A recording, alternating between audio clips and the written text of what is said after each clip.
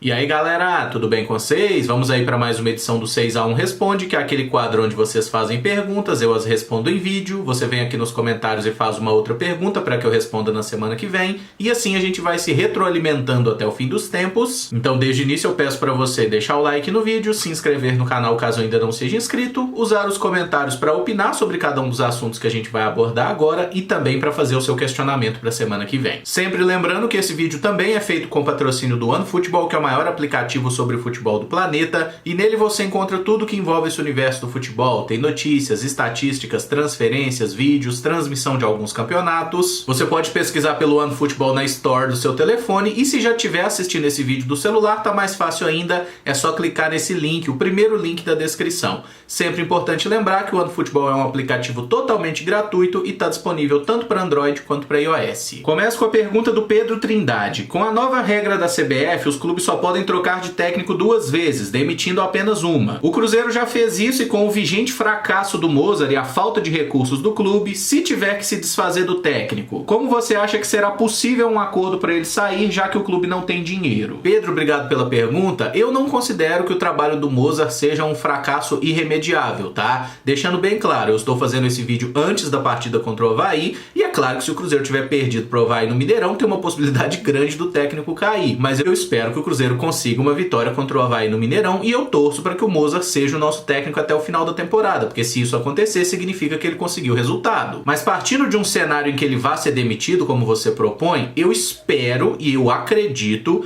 que houve um acordo ali do Pastana com o próprio Mozart no ato da contratação no seguinte sentido: Mozart, você está vindo para o Cruzeiro agora, vai ser o nosso treinador. Se porventura não der certo, você aceitaria pedir conta para a gente poder trazer um outro técnico? O principal motivo para a contratação do Mozart é a relação próxima dele com o Pastana, com quem ele já tinha trabalhado no Coritiba e no próprio CSA. E se não foi conversado, o Rodrigo Pastana é um péssimo diretor de futebol, porque o papel dele é esse, é planejar o departamento de futebol se tudo der certo e se tudo der errado também. Ah, Emerson, mas o diretor de futebol vai contratar um treinador e já combinar com ele uma possível demissão? Sim, gente, isso é planejamento de futebol. Isso tem que acontecer. Se existe uma regra que você sabe que se esse cara der errado, você vai ter que ficar com ele ou com um profissional da casa, você tem sim que combinar esse tipo de coisa. Eu não tenho a informação se isso já foi previamente conversado ou não. Eu estou fazendo uma suposição daquilo que eu espero de qualquer diretor de futebol minimamente competente. E o Mozart, sendo um técnico que não é grande no meio do futebol, eu acho que não teria grande dificuldade para aceitar isso também.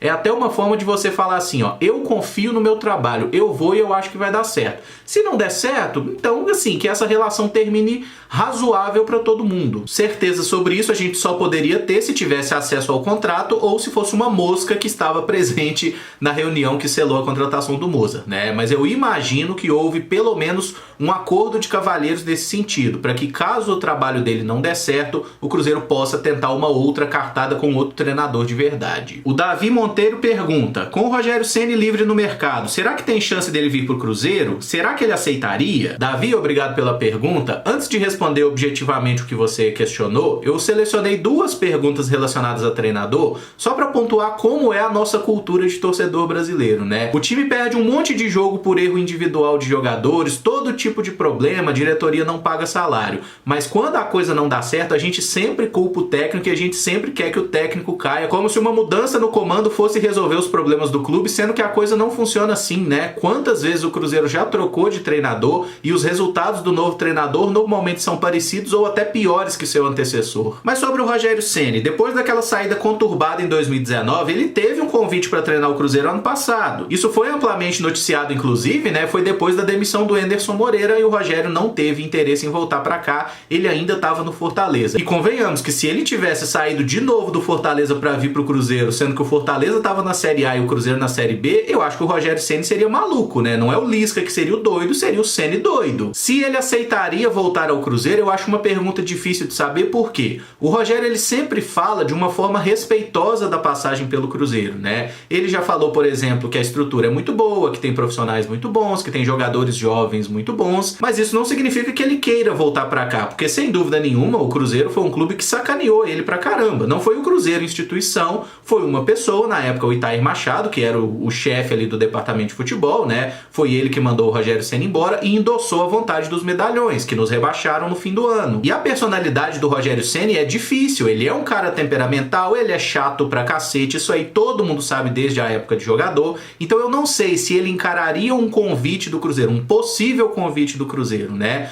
Como uma oportunidade de virar um ídolo do clube, porque convenhamos que qualquer treinador que pegue o Cruzeiro nessa draga que a gente tá e nos leve pra Série A vai ganhar muito carinho da torcida do Cruzeiro, e o Rogério Ceni já tem um certo respeito por causa daquela pequena passagem, mas eu não sei até que ponto ele vai considerar os problemas extracampo, o fato do pessoal não receber salário, o fato dele não ter recebido o salário da primeira passagem, que ele já falou sobre isso numa entrevista pra ESPN, né? Então assim, é difícil decifrar esse personagem Rogério Ceni. Se ele voltaria pro Cruzeiro ou não, eu não sei nem se ele tem essa resposta. O que eu sei é que se o Rogério Ceni volta pro Cruzeiro, por exemplo, o Fábio certamente não gostaria disso, porque o Fábio já deu algumas alfinetadas no Rogério Ceni tentando colocar certa culpa pra ele daquele rebaixamento lá em 2019, né? Então eu realmente não sei se o Cruzeiro procuraria. Como eu falei na pergunta anterior, eu torço para que o trabalho do Mozart dê certo e que a gente pare de trocar de técnico de 3 em 3 meses, porque técnico que fica muito tempo no clube normalmente significa que o resultado veio, tá? Com relação ao Rogério, é um ótimo treinador, foi campeão brasileiro na última temporada,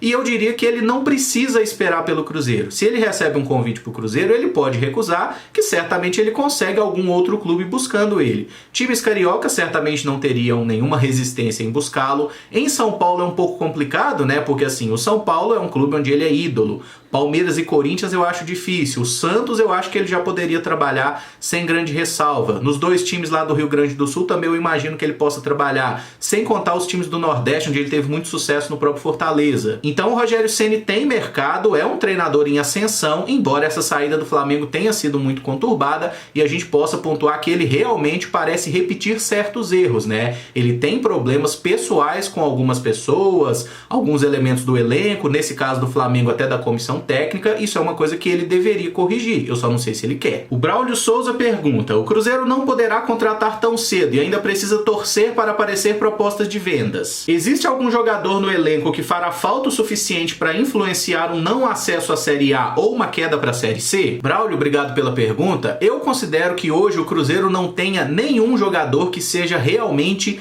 indispensável. O que eu quero dizer com o indispensável? É o cara que realmente faz diferença dentro de campo. Se esse cara sai, o nosso desempenho cai pra caramba. Talvez a gente poderia considerar que o Marcinho seja um jogador muito importante no time hoje e o Bruno José também. Eu diria que assim, nos 11 ali de campo, são os caras que mais têm feito a diferença. Mas vamos lá, se não tem o Bruno José, você bota o Wellington Nem ou o Ayrton. Eles podem entregar uma coisa parecida? Eu acho que sim. Se não tiver o Marcinho como meia atrás do atacante, inclusive o Marcinho que teve pra sair do Cruzeiro, porque não era utilizado pelo antigo técnico. Você tem alguns jogadores, como o próprio Giovanni Picolomo, o Claudinho, o Marco Antônio e até o Rafael Sobis, que podem quebrar um galho. Pode ser que não entreguem a mesma coisa, mas são também alternativas. O elenco do Cruzeiro é muito cheio, né? E já que você pontuou a questão das vendas, eu acho que seria importante o Cruzeiro parar de doar jogador como ele fez com o Vitor Eudes, né? Se for para perder jogador, você tem que receber dinheiro por isso. Mas voltando aí para os atletas que fazem a diferença, eu acho que o Fábio deveria ser esse cara, mas na Série B até o momento que eu faço o vídeo não tem produzido bem.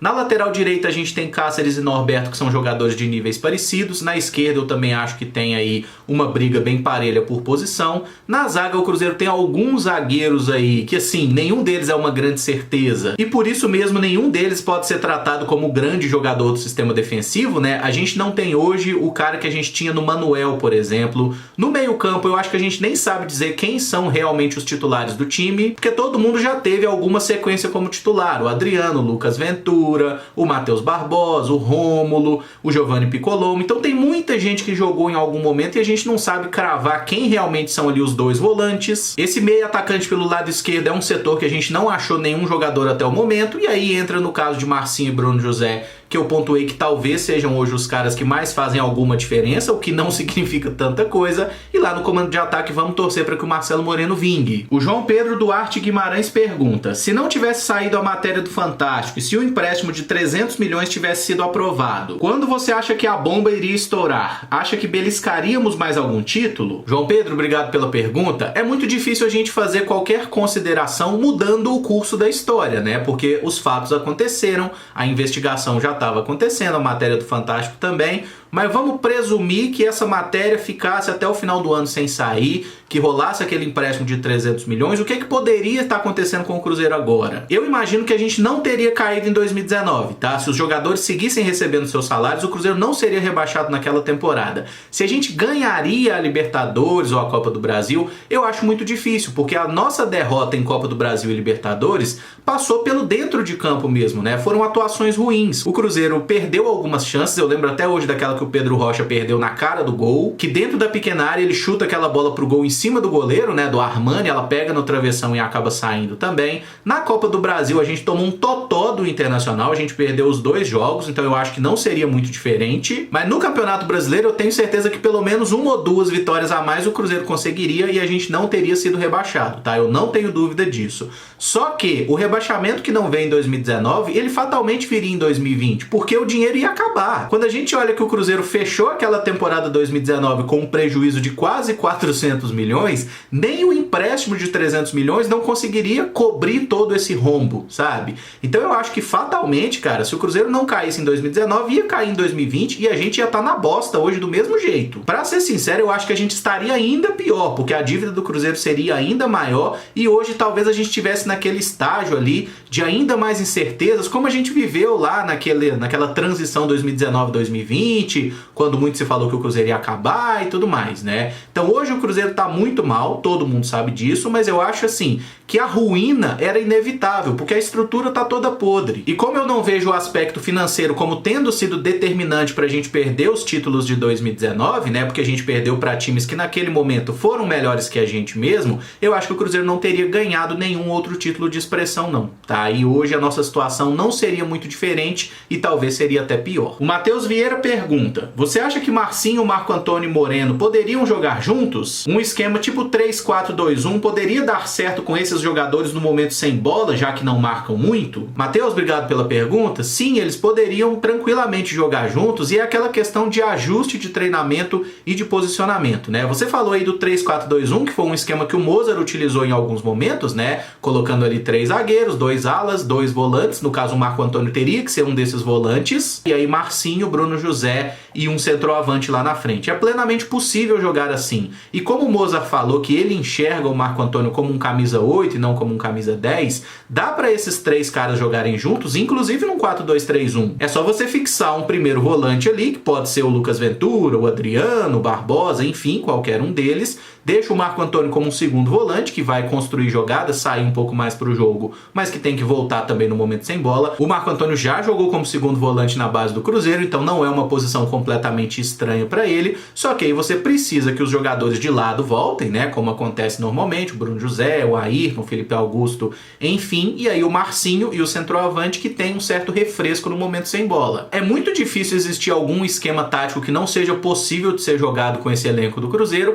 até porque a gente tem praticamente 40 jogadores, né? Tem jogador para todo estilo e dá para o técnico fazer o que ele quiser. O Cruzeiro pode não ser um elenco brilhante, mas é um elenco que oferece muitas alternativas para o técnico, sim. Só que para qualquer esquema de jogo funcionar, você precisa de algumas coisas, né? A primeira delas é tempo para treinamento, coisa que a gente não tem. Então fazer grandes mudanças pode não ser a coisa mais inteligente. E tem um fator extra-campo que eu acho que também faz toda a diferença, que se chama pagar salário dos jogadores. Com isso aí funcionando, eu acho que qualquer esquema fica mais fácil de dar resultado. O Charles Batista pergunta: na época que o Cruzeiro disputava várias competições simultâneas, você era da turma que não gostava quando poupava o time ou da turma que entendia que era necessário priorizar a competição mais importante? Charles, obrigado pela pergunta. Eu sempre fui dessa segunda ala, tá? Desses torcedores que entendem a necessidade de rodar o elenco, porque os jogadores se desgastam muito. E eu sempre gostei também quando o time é utilizado assim, um time alternativo, porque a gente vê jogadores diferentes, caras novas. Muitas vezes os jogadores da base também têm alguma oportunidade, então eu sempre sou a favor da ideia de se rodar o elenco, poupar o time, pra gente ver outros caras jogando, né? Porque se você tem um elenco com mais de 30 jogadores, não tem por que só jogar os mesmos 11. Confesso que quando o Cruzeiro tinha times muito bons, vou dar aqui sempre o exemplo de 2013 e 2014, tá? Que a gente jogava um futebol espetacular, eu não queria ver um jogo do Cruzeiro que não tivesse Everton Ribeiro, Ricardo Goulart, o próprio Marcelo Moreno. Eu queria que rodasse menos o elenco.